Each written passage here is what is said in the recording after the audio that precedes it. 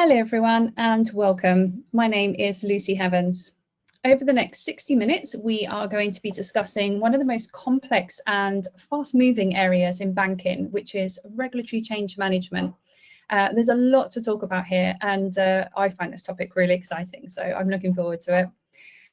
A few quick housekeeping points from me before we start. So the format of today's webinar is a panel discussion. So that means I'm going to have a very hopefully insightful chat with my expert guests here today. We have allowed plenty of time for questions throughout the webinar. So whenever you have one, please feel free to type them into the questions box and I will bring it into the conversation. And then finally, this webinar is being recorded and it will be available on all your usual channels after our website, YouTube, etc. So before we kick off the discussion, I just want to give a little bit of background on the topic to kind of set the scene. So the pace of change is staggering. New rules, guidance, updates emerging all around the world, roughly every 12 minutes, which just blows my mind. Compliance costs have risen by over 60% in the past decade. Meanwhile, a striking 39% of compliance, legal and privacy leaders say that their organisations need a strategy to keep pace with the new regulatory requirements. So if it feels hard to keep up, don't worry, you are not alone. Today, we are going to explore how banks of all sizes are tackling this challenge, from those refining manual processes to those adopting automation and integrated tools. Our panel of compliance leaders here are going to share what's worked, where they've stumbled, and how to move towards a more structured, efficient regulatory change management framework. So I am super glad, like I said, to have this panel of experts here to chat about this topic, who are Joanna, who is Head of Compliance at Crew, Stefan, welcome, who is Head of Group Compliance and Operational Risk at VP Bank, and Shara, who is Head of Regulatory Research and Analysis for the Americas region at Vixio. So let's get into the meaty part. Let's get into the discussion now. So the first question that I have, really just to set the scene here, is I'm thinking about how each of you within your own organisations define regulatory change management, because I've heard so many people explain it just slightly differently. So what is your view, and what's your view particularly on what a sort of a mature process, regulatory change management process should look like? So Stefan, can I come to you first? Sure. Thank you for getting the opportunity to participate on your podcast, Lucy. I really appreciate it. And with regards to your opening questions, I think that's a quite complex one, where we could already fill the 60 minutes of today's podcast, especially if you're operating in a multi-jurisdictional environment. I think keeping up to date on the regulatory change process and getting an idea of what's going on into every different region that you're operating in is very crucial, because in the end, I mean, let me put it that way, with the speed of regulation that you've mentioned at the beginning, every 12 minutes, new regulation incoming, thankfully worldwide and not just in our 5 jurisdictions, but obviously it's kind of difficult to keep track. And the huge challenge is that there is such a broad differentiation between regulators and regulations that they issue. So keeping track on them is very difficult, and the times of following just newspapers, etc., makes it too slow, too cumbersome. So you really need to have a very sophisticated process. You have to have people that are looking at incoming new regulations. You have to have robust processes in assessing these new regulations. And especially with the speed of the regulation and the sometimes late timing of regulation that is incoming. We probably all remember MiFID II. We're now experiencing it with the new AML regulation as well. You very often had the final decisive technical standards, whatever, only very available very lately in the process. So you have to be very agile in that whole governance setup that you as an organization need to implement, meaning that from the point of when you identify a new regulation, assessing the new regulation and putting it into operationalization, it becomes, you need to be very flexible. You need to be able to always adjust, and that makes you have to have a lookout for changes in these regulations very, very often, and as an ongoing process. And I think this makes it very complex these days. Yeah, super complex. Joanna, within Crewbank, how about you? How's that? What's that definition of regulatory change management look like for you? With obviously you've got a little bit of a smaller team. Yes, so we have a smaller team. Obviously, we are only operating within UK jurisdiction, which I guess makes it slightly easier. However, obviously, we have a number of regulations. I guess the difficulty, which I'm sure I'm not the only one feeling it, that lots of the regulations are outcome-based rather than very prescribed. So I think there is a different route dealing with something like technical standards, which are usually quite well prescribed. But with something like consumer duty, when it's outcome-based, this assessment phase, I think it's likely to take much longer, because figuring out what good looks like in the absence of any firm examples or regulations will take a lot longer. But I think the steps are broadly the same. So first identify, then assess. And again, this assessment phase can be very long or very short. And I think for us, this is quite a key phase. And this is when we try to get as much of a business cooperation and buying as possible, because it's not only assessing what needs to be done, but also assessing what impact this will have on the business.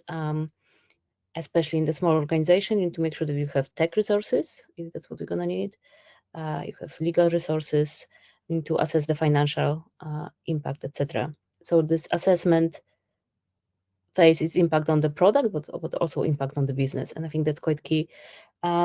But also during this phase, I think it's important to get a buy-in and get the understanding across the organization, just to make sure that everyone involved understands where is the change coming from and what it's trying to achieve. And I think if you get this right, the implementation is much smoother when you bring people along on this journey almost. And then, yeah, it's just the implementation, and then something that's, again, with the sheer amount of change, easy to maybe miss, but monitoring, making sure that what was implemented works and works in line with the expectations. Oh, I like that. So the way that you break it down, did you say identify the different stages? I would say identify, assess, get the right people, implement, and monitor. This will be the key stages. Lovely. That's, yeah, I like, so thinking about that then across those different stages, to all of you here then, are there different roles and responsibilities across each of those stages, and how do you define within your organizations the right people that are required at each of those stages? Who can pick that up? I can take that one. I think I would also just kind of add to both Johanna and Stefan about the definition from a perspective of working, for Vixio and what we offer. I would say, also just ensuring, from an end-to-end process of, identifying, assessing, implementing, and then as well as evidence. Because if you can't evidence that you have actually implemented the regulatory change, did you really actually do it? My prior experience as a compliance officer, not necessarily being able to evidence that we'd actually done the regulatory change management, even though we had done it, was a huge part of, where our regulators and our auditors looked a little bit closer at us, of the evidence part and having an audit trail on there. In terms of just the ownership, I definitely think, compliance, it sits with the framework and the oversight of it. From a legal perspective, I think just the applicability and the interpretation of these laws when they do come in to actually ensure, how they apply to the bank. And then in terms from a risk perspective, I think just having risk be a part of that to help to integrate risk into the overall risk profile of a bank, whether it's the risk assessment or monitoring and testing.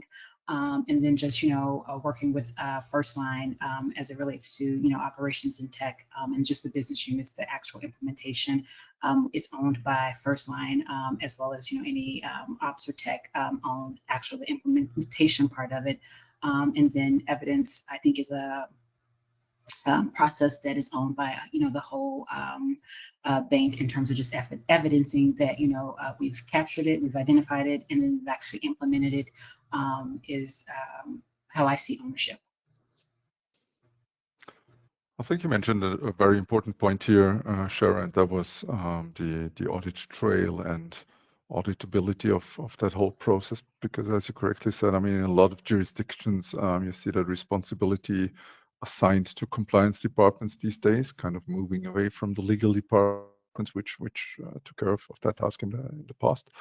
And obviously, as soon as it's stipulated somewhere in the law, there's a certain responsibility coming along with it, and this just adds another layer of first of all complexity and also kind of risk to the compliance function, because as you correctly said, you don't want to miss out on any of the incoming regulations in the jurisdictions that affect you, or where you have clients, which is even worse in a cross-border environment. But the thing is, and that loops back to what we heard in the beginning, with all the regulations coming in at that speed, I think it is also of utmost importance to just prove to everyone that you really have those robust processes, that you did your best to assess, find out all the changes, etc. And for that, accountability, auditability becomes plays a major role, because it adds to the robustness of the risk profile of the bank and the processes. Yeah, I would agree, especially for even less mature programs. I know, especially when you're dealing with manual processes, sometimes you have it, but it's just how you have it in place. If you don't have a clear audit trail of, when you do have these situations of findings or MRAs related to RCM, having to then try to, piece it together, where I think, when you have a mature program where it is capturing, the full-on process end to end, it makes it a lot easier to be able to show accountability and actually show, what you've actually done. And for those smaller institutions or institutions that are still in manual process may not necessarily call it regulatory change management, but, they have all the pieces there, but it's just having that, I think, mature process of actually pulling it all together from end to end.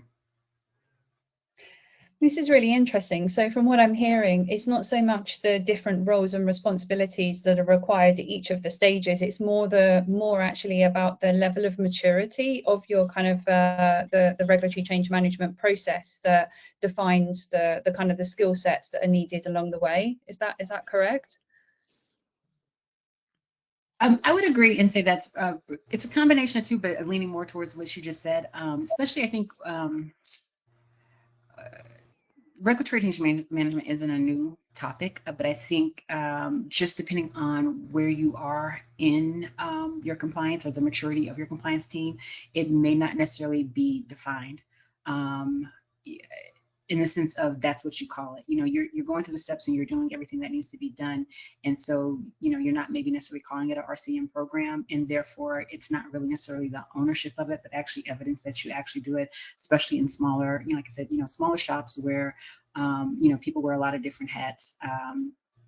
You're going through the process, you're doing it, but you don't necessarily have a name for it as regulatory change management. And I think that's where it gets the importance of actually making sure you're able to evidence that you've actually done it. And then as you grow, I think that's the key part, is the growth aspect of if you go really too fast, then the requirement that your regulator expects you to have a more mature, more defined, more automated process that maybe you didn't necessarily have to have when you were more of a smaller entity. Yeah, makes sense. Thank you. Joanna, so I have a question for you. I mean, in your organization then, like, first of all, I suppose, do you kind of formally call it sort of a regulatory change management process?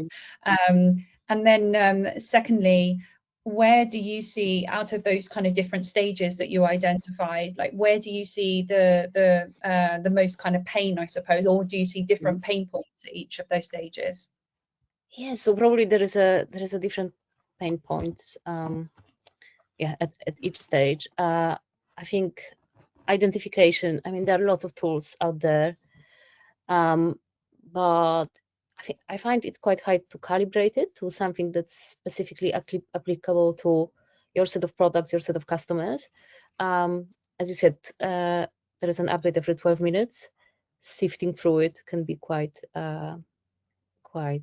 onerous. So I think that's one. And also there are obviously rules, but there's also lots of guidance being issued all the time, good practice, bad practice coming from regulators, fines, etc. So it's just, especially in the smaller organization, obviously there are things which are not non-negotiable, but there are things which we need to prioritize. So I think this is the one of the challenges in this stage. And then in the assessment, so again, depending whether it's clear-cut regulation, when you have to have certain technical things implemented, that tends to be clearer, but in more outcome-based regulations, I think it just takes lots of time, first of all, to even figure out who are the right people to be involved, but also going back to governance. What governance is the right path for certain changes, and assessing it more holistically, because you might have a change which compliance tells the business you need to implement it, but we need to think about the whole path. For example, if you are changing something in the customer journey, what impact does it have on customer? Are you measuring it? Are you measuring customer understanding? Is this something that's gonna impact your drop-off rates, etc.? So it's just making sure that you get this wider picture at this assessment phase. I think it's very important to get right, but it is probably a skill, and it takes a village probably in an organization. And after getting people, and after just getting the right people, making sure that timelines are met. Again, maybe in a growing organization with limited resources, this is one of the challenges, because we need to. And again, this is more obviously it's certain regulatory changes are not non-negotiable, but when it's implementing best practice or implementing a recommendation or a guidance, there is a prioritization process, and you need to assess it against other business priorities. Yeah, it's really interesting. Oh, sorry, go on. I was going to say, like you said, if it's the village, but yeah. My last thought is on the monitoring phase, or as you mentioned here, on evidencing. It's just making sure that you measure the right thing, which again, you need to think about it at the outset. I think that's what we've learned as well. As you're implementing the change, you need to. It's best to have these KPIs already defined, so that you can, you know what you're measuring and you know what good looks like. Yeah, such a good point. Yeah, I know. I just wanted to pick up on the point that you said about the kind of it takes a village, and it's something I've heard kind of very often.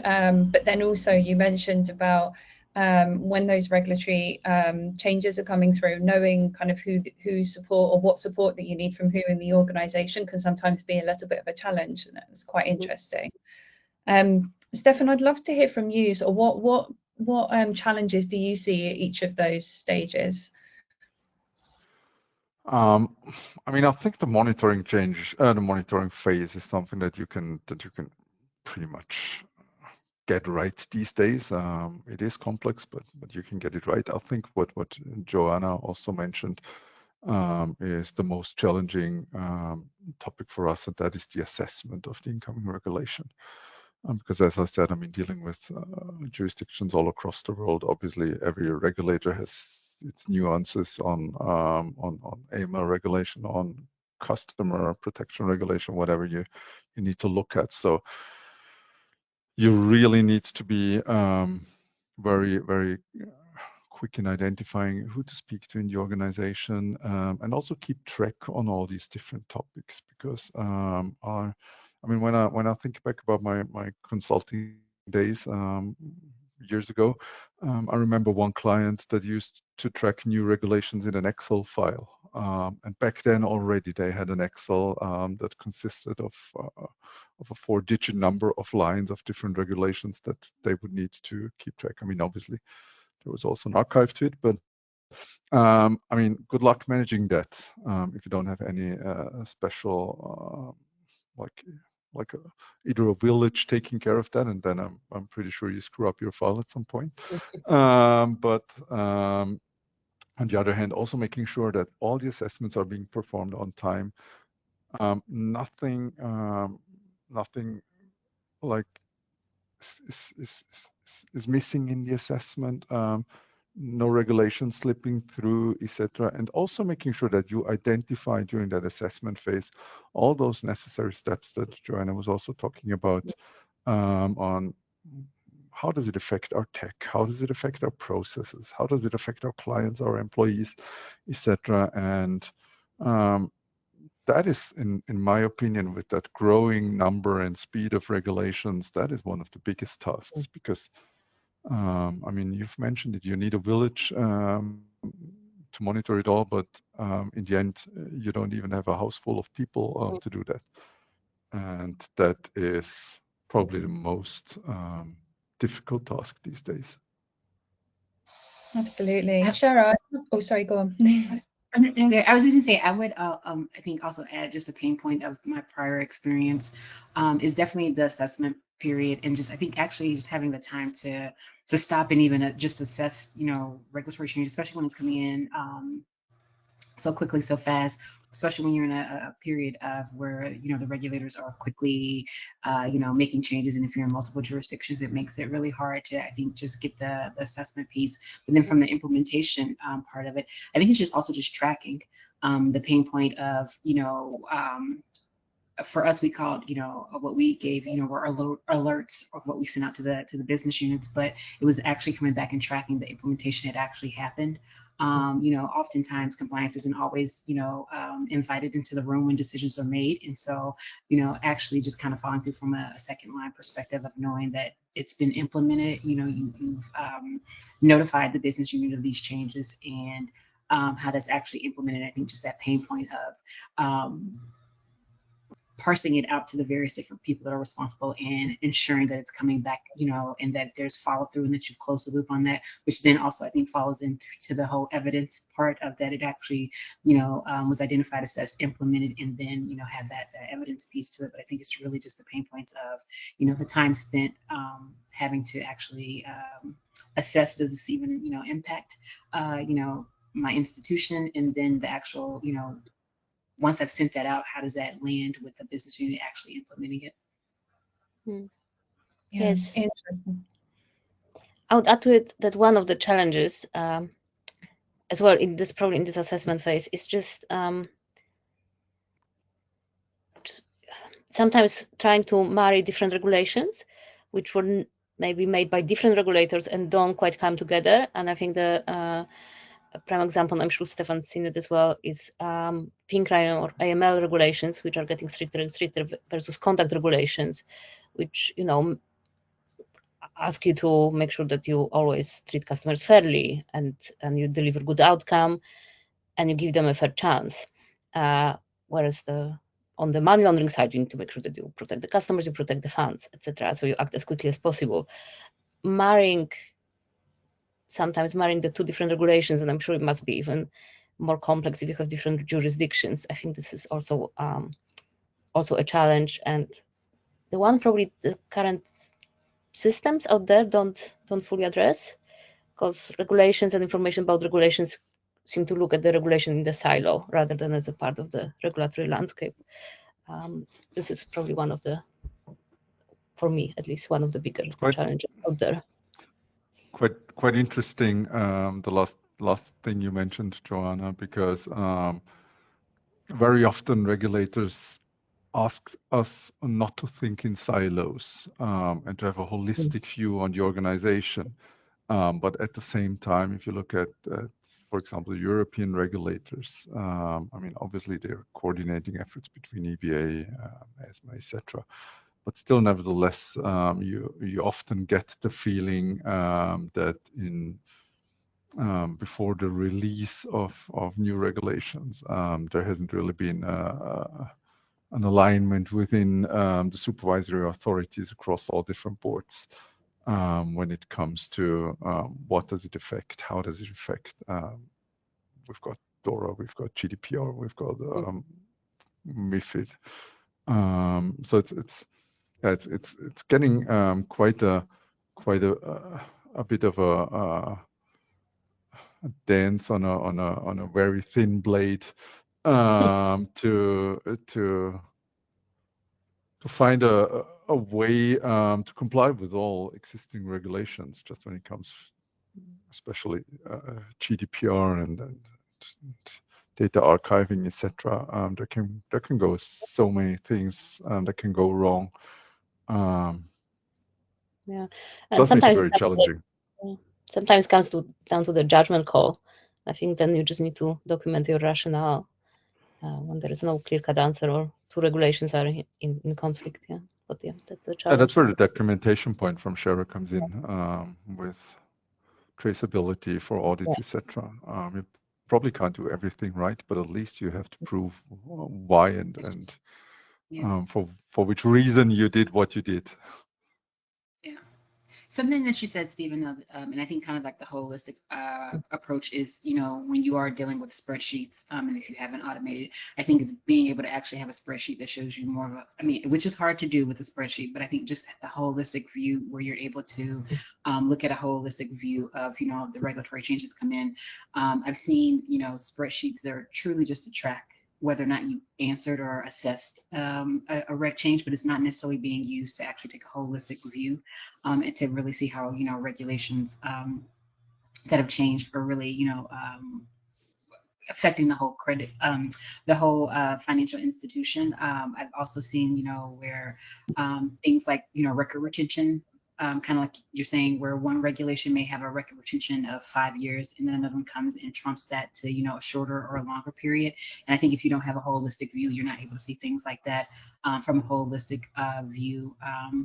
So I just thought that was interesting that you kind of you said something that touched on that just a little bit about the whole manual process when you do have a spreadsheet that you're using to track regulatory change. Are you actually using it for that purposes, or is it just really to just track that, check the box type thing versus actually using it to use it? So I have a question on that then, actually. So, I mean, how do you assess the impact of that regulation, or how do you assess the impact, and then how do you prioritize which regulations that you're going to deal with first, which regulatory change you're going to deal with first, especially if you are in kind of like quite sort of resource constrained teams? I would say, just from my experience as a regulator, I would say one thing it would be an easy thing to do is to look at your risk assessment and assess based off a risk assessment. Also, just looking at it when you are assessing them, using applying a risk-based approach to it, I think is really key to doing it, especially if it's tied to your risk assessment, to help you understand, you know, because not every regulation that comes out and has a change is going to impact you, especially if you don't offer a product or a service. So I think looking at really what your risk profile is and helping you assess how that is going to play into how you implement it would be from my perspective. But once you identify that you're affected by a regulation, I mean, there's not much of a prioritization anymore, right? I mean, you've got a deadline and you've got an impact, so you better start running. Yeah. Easy as that. We do have a question that's coming from the audience actually, and it's yeah. So the way I like to think about this question actually is if I was your fairy godmother and I had a magic wand now, and any one of those stages of that regulatory change management process, if there was something that I could automate as part of that, which would be your favorite bit to automate and try and make that kind of immediate impact? For me, it's implementation, because I think while like identifications phase and monitoring phase actually do bring value in like the thinking about the understanding the regulation and then seeing how it's going. I think it's time well spent.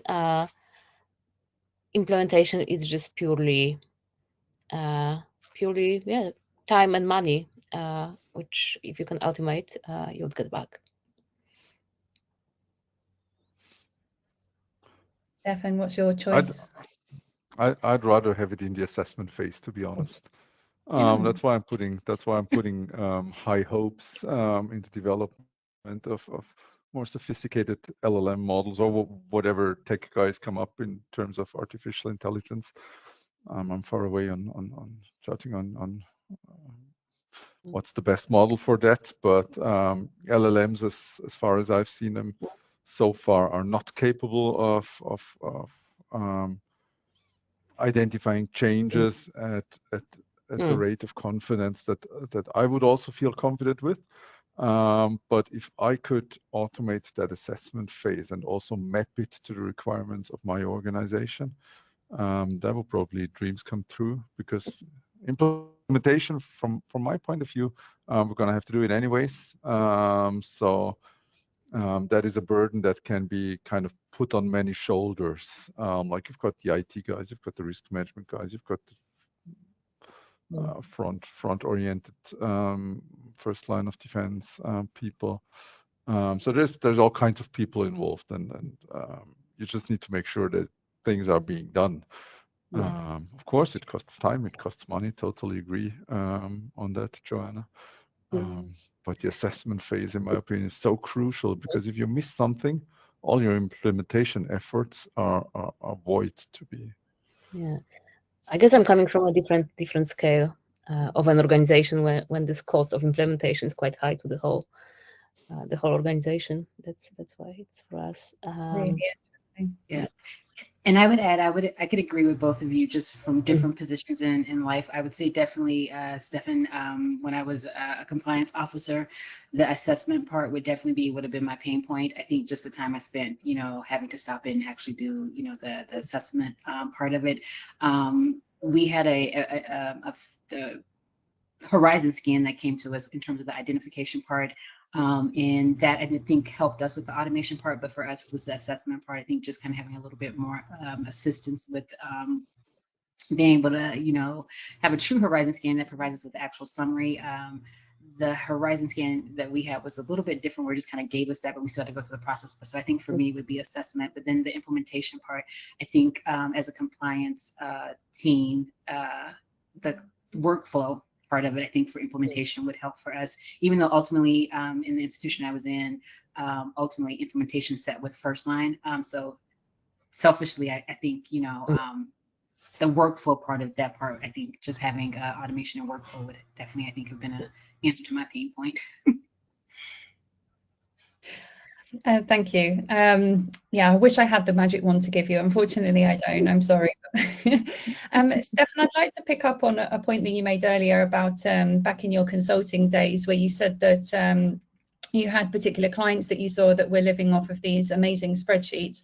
At what point did these clients of yours realize that the spreadsheets were no longer sufficient? They were like, nope, enough is enough. That's it. I need some sort of tool or something to automate this, to do it better.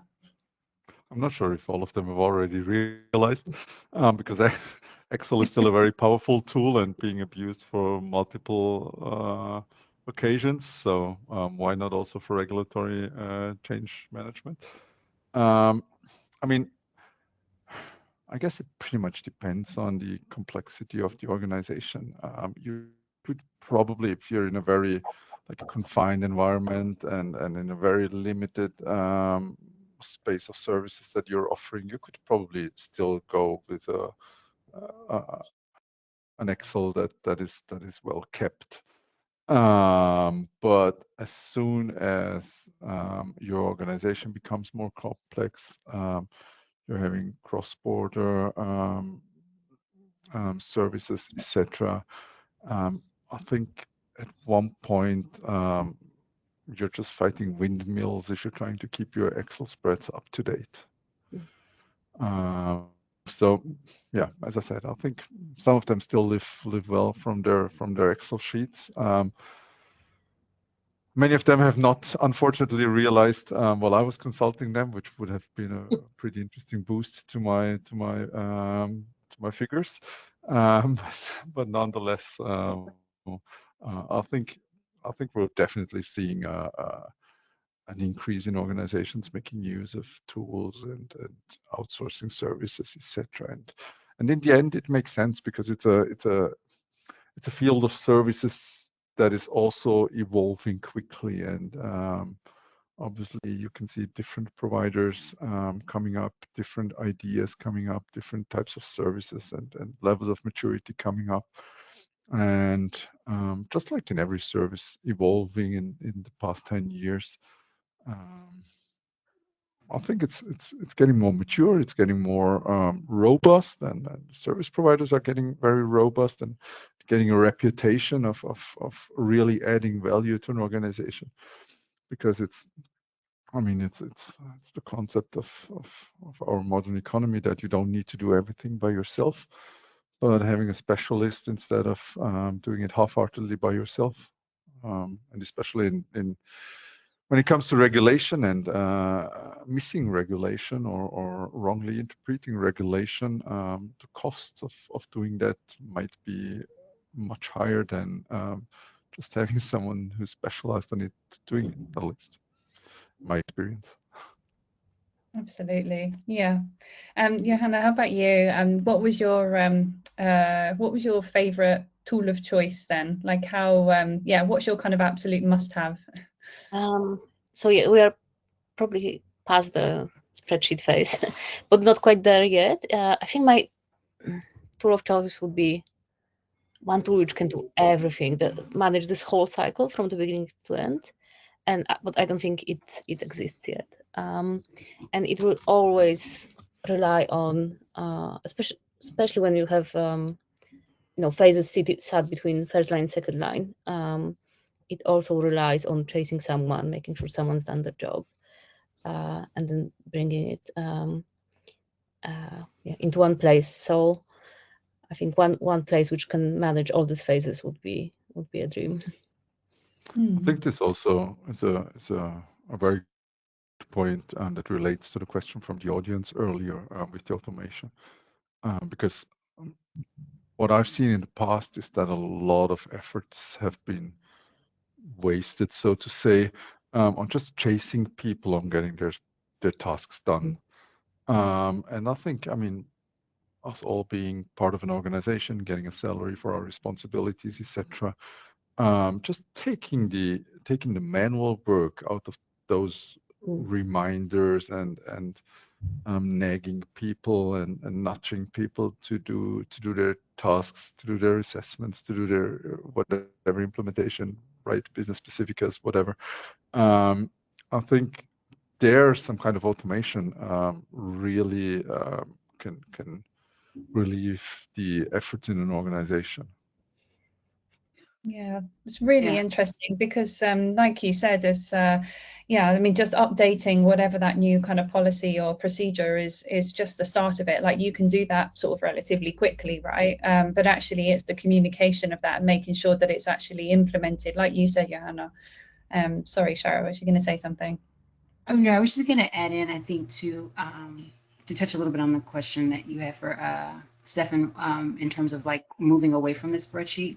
I think currently to date, because a lot of organizations are pushing automation, that eventually it's going to push people that maybe have not thought about moving off of a spreadsheet into actually automating a lot of organizations are pushing to find efficiencies where they can automate, as possible as they can. And I think, regulatory change management is a good place to automate, because it does something really important, which is to help institution go from being reactive to being actually proactive, and actually incorporating it into a life cycle of continuous, monitoring, and incorporating it into your GRC program. If you have a really strong regulatory change management program that is automated, and then is being able to be plugged into your GRC program, it just creates that continuous life cycle of proactiveness versus, having to always be in a stance of reacting, because, a reg change has happened and now you're reacting because you didn't, implement it the way you thought you were going to implement it. And now you have, your regulators, introduce the findings, so now you're in a reactive state of that. However, if you actually, move from a manual spreadsheet and put it into automated system and automate that process into your GRC program, it just will carry through all the way, from a risk standpoint of just so many different ways that I think you don't understand. You don't maybe necessarily always see it when you're in a manual process of how regulatory change can really affect other areas of your second line of defense. I know for me, the big thing was just, I think, with not really realizing how that really played into monitoring and testing when I was doing monitoring and testing in an institution, of we were doing the steps of it, but not, I think, maybe taking the holistic view of that, if a reg changed, of course, you're going to, with your schedule for monitoring and testing, have to then go in and test that based off of changes that have happened, throughout that year. And you need to have that big landscape. So I think automating really does help, the whole institution. Is not just a compliance thing. It literally is, feeding into your lines of defense. Yeah, interesting. I have a quick, there's a really good question that's come in from the audience. I'm just going to park it for a second though, because I just want to ask one more question around this. I find it really interesting because I think where you have that kind of manual process, you've obviously built up that relationship with some of the key people that you're working with across the organization. And when they have that message from you saying, can you do this, please? Like you were saying, Stefan, it might need for you chasing, emails to that person to remind them. But they know that there's an expectation that these types of questions are coming from you and that it's important to the business. Where you implement a tool and suddenly that's automated and they're receiving now maybe just some automated emails or nudges or prompts, is there, like, how do you address that within your organization now when you're implementing new tools like that and they're having to kind of see these new communications? Does that make sense? I think I can speak to this because that's something that we've tried to implement in our organization, and it took a few goes to get it right. Because at first, when it all just became a reminder to saying this is your action, this is now overdue, people already have, I think, notification fatigue. We're getting so many automated messages every day, and that's what we found. That it wasn't necessarily ignored, but I think people found it frustrating, and it hasn't really helped much. I wouldn't say things were necessarily done quicker or more time was spent on it. So we had to find a balance, which is a balance of certain things are automated, but we still retain this communication channels and retain the relationship. So it's a mixture between certain automated communication, but we had to scale it down, make sure it's not an overkill, and there are still regular catch-ups with key people in the calendars to make sure that this relationship is there, because I think it just makes everything so much easier ultimately, and goes back to this understanding I think phase, which is so important in this assessment, that make sure that everybody understands what are we doing and why, rather than it just comes from compliance, this has to be done. I think when people have context of the reason why for the changes, everything just goes much smoother. Yeah, absolutely. Has anyone else got any comments on that? I think what I was kind of getting to was that I'm starting to pick up that underlying all of this is, you've got your people, process, and technology, but the culture kind of almost sits across all of that. It's, very key, isn't it, as part of that whole regulatory change management process? Yeah, I would add kind of to your question, I think, and also something that Johanna just said, which was that I think it's also really key if you have a culture of compliance, and it doesn't just sit with second line, that it's in first line, because I've been in institutions where because there is a culture of compliance, that first line is also like they're not waiting for second line to tell them, hey, this change is coming. They're already aware of this change is coming, and they're already actually starting to figure out how they need to implement it. And compliance is just kind of being there to be a guidance. And I think if you have that culture of compliance throughout your organization, it really does help with the implementation part, because you have people that already understand the why. It's not necessarily on the onus of compliance to kind of push the why to you. And I think it really is important to have that culture of compliance within your institution, that will help that implementation process be a lot smoother. Lovely, thank you. Stefan, I'm going to pick up the question from the audience, and I'm going to direct it at you because you said the magic words AI and LLM, which it did. I think we managed to get past 30 minutes without that being said, so well done. But yeah, so the question from the audience says, the spreadsheet reigns supreme, but everyone in this call is obviously pro-modernisation, so that won't be the case for everybody. Do you foresee a lot of resistance from other stakeholders when it comes to leveraging more LLM models or workflow tools? Any ideas on how we manage that? I think, to be honest, this is probably one of the few topics in an organization that is undisputedly agreed upon by everybody, that we need to get more, let's say, artificial intelligence, I'm going to say it, into that process instead of just throwing bodies on it, because I mean, in the end, there is so much information incoming and so many pages of regulation. Whenever you've got sophisticated models, I think everybody in an organization would be actually relieved to use them. I think the big thing here is in all matters of artificial intelligence these days is the level of confidence, because you just cannot trust models, or the majority of models these days, when it comes to such an important task. Because as I mentioned earlier, if you miss something in the regulation, then probably all your efforts that you put into it are being nil.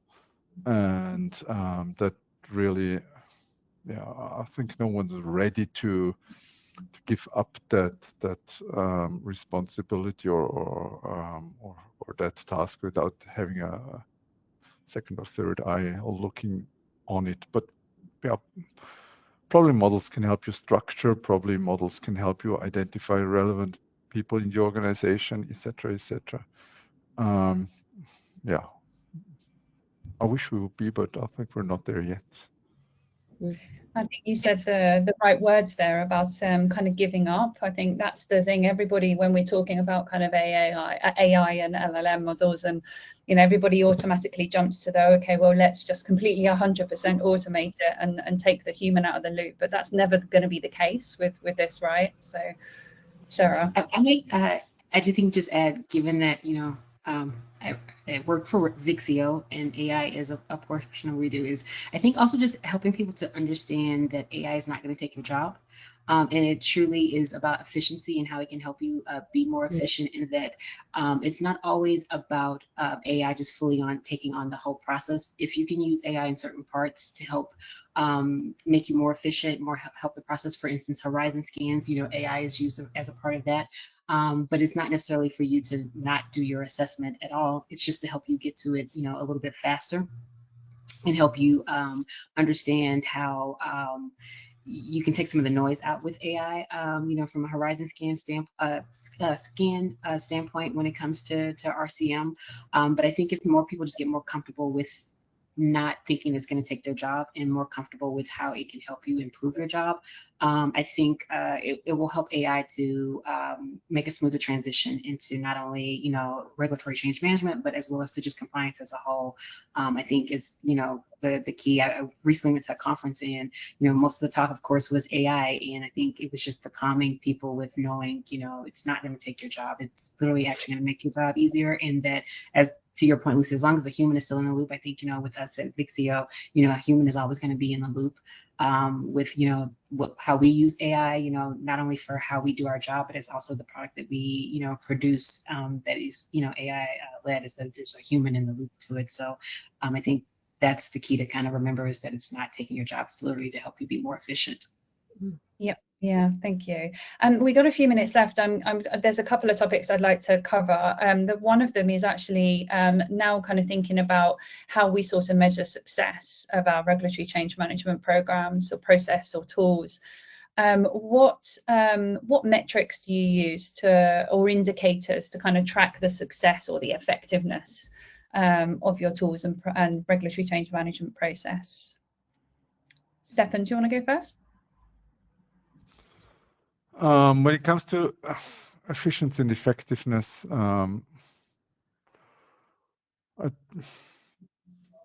tough question, to be honest. I wouldn't really have a good answer on that at the current state, to be honest. No problem. Yeah, Hannah, how about you? So I think from the regulatory point, and going back to this, about talking to the KPIs, I think we try to incorporate in the standard testing, because after implementation, something just becomes a BAU once the regulation is implemented. So just making sure that we are closing this loop, and as this last point of the cycle monitor. But yeah, this can become your BAU, so you just add it to your standard testing, whatever KPI you decided. But this is, again, only looking from the regulatory point of view, and I think the business likes to look at things from a more holistic point of view. So, for example, what does it do to the process? What does it do to wait time? What does it do to, I don't know, the number of transaction screens, etc. So there are, I think, also business KPIs, because regulatory change comes with a cost, and if, again, depends on the scale of the organization with maybe limited resources, it is important as well. And I would say another way, I think. Oh, go ahead. No, sorry. So go ahead, Sharon. Oh no, I was just gonna say, I think another way to look at too is that regulatory change management is to look at from your audit and your regulatory findings. If you're having fewer audit observations as well as regulator MRAs, consent orders, or findings, I think that also just speaks to your regulatory change management. So I think a metric around that and being able to report that to the board, as I think is important also to help measure your success with regulatory change management. Yeah, I think as I said in the beginning, I mean, the KPI definition for me in that respect is so difficult, because you're talking about so many different processes that are being affected. So how can you really assess if something has been implemented effectively? I mean, very often you only see it afterwards, when you see, okay, there's room to fine tune something here and there.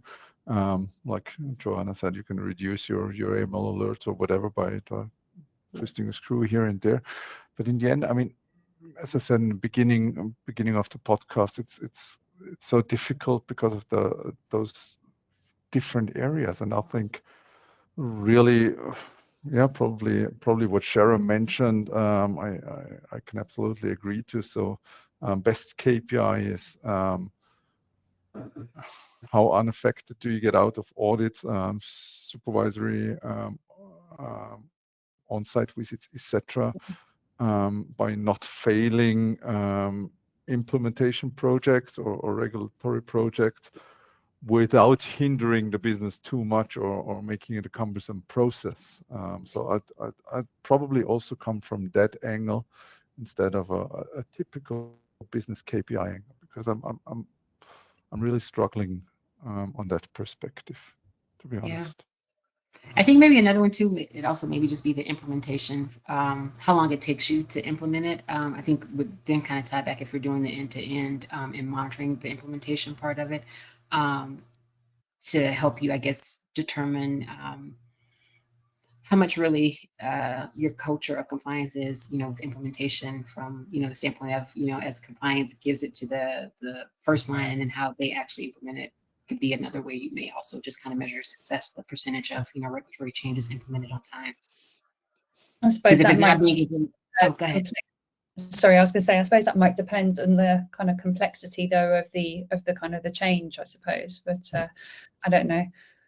I mean, maybe the heart rate of the chief compliance officer or something might be might be a good one. Just with we've got 5 minutes left, but I'd love to come to each of you and understand a little bit about how you're preparing your organisation for the next kind of 2 to 3 to 4 years around improving that regulatory change management process for you. So what does that look like for you? Johanna, do you want to go first? Yeah, sure. So it's probably quite early in this process, but it's looking at the company-wide strategy around AI, automation, and just making sure that it sits there with everything else. I think that's why, again, we're trying to look at it holistically, because I think, especially when it comes to AI, one thing we maybe haven't mentioned, and it's key, it's the governance around it. And I think frameworks and regulatory frameworks are still quite young, shall we say. So yeah, just making sure that it's definitely out there, because I agree with Shara. This is where I think AI can bring lots of value, and as long as we retain human element, we retain control, and it's efficiency and saving for the business. But yeah, making sure that this governance around it and controls are in place. So we are talking about it as a part of the wider strategy around automation and AI. Makes sense. Thank you. Stefan, how about you? 100% agree to what Joanna said. I guess those solutions will become more mature and more reliable.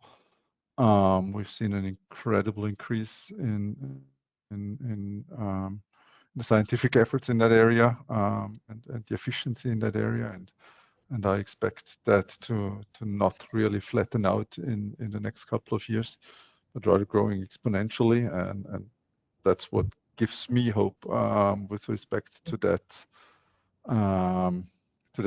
type of development or evolution.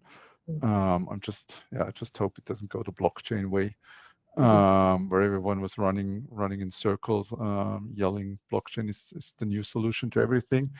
And 10 years later, I have yet to see any business case being realized, apart from different cryptocurrencies.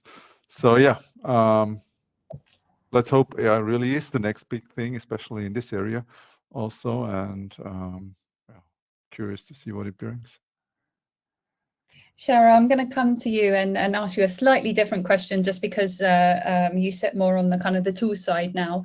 But just with kind of 1 minute to go, what do you see as that kind of next frontier, in regulatory change management from a tooling perspective? I definitely say moving from just detecting change, but to actually contextualize the impact, whether it's from business line or product. I think also being just more productive and predictive in terms of analytics, and being able to look at, a financial institution's, profile, and be able to predict and use the data that comes from regulatory change across the various different jurisdictions that the bank participates in, to actually be more predictive, make them be more proactive versus reactive. And I think just, ensuring more of an integration across your GRC systems for end-to-end visibility, across your risk issue as well as change management. So I think just from a future perspective is really drilling in on how technology can help make it more efficient and more proactive. Absolutely, that's fantastic. Thank you. Well, we're just about to come up to time now, so I'm going to wrap up the conversation. I had so many more questions I wanted to ask you guys, but we're running out of time, unfortunately. But thank you so much. I've learned a lot. I hope the audience have really enjoyed it as much as I have as well. So thank you very much, and thank you to the audience for joining, and enjoy the rest of your day. Thank you. Thank you. Thank you very much. Thank you.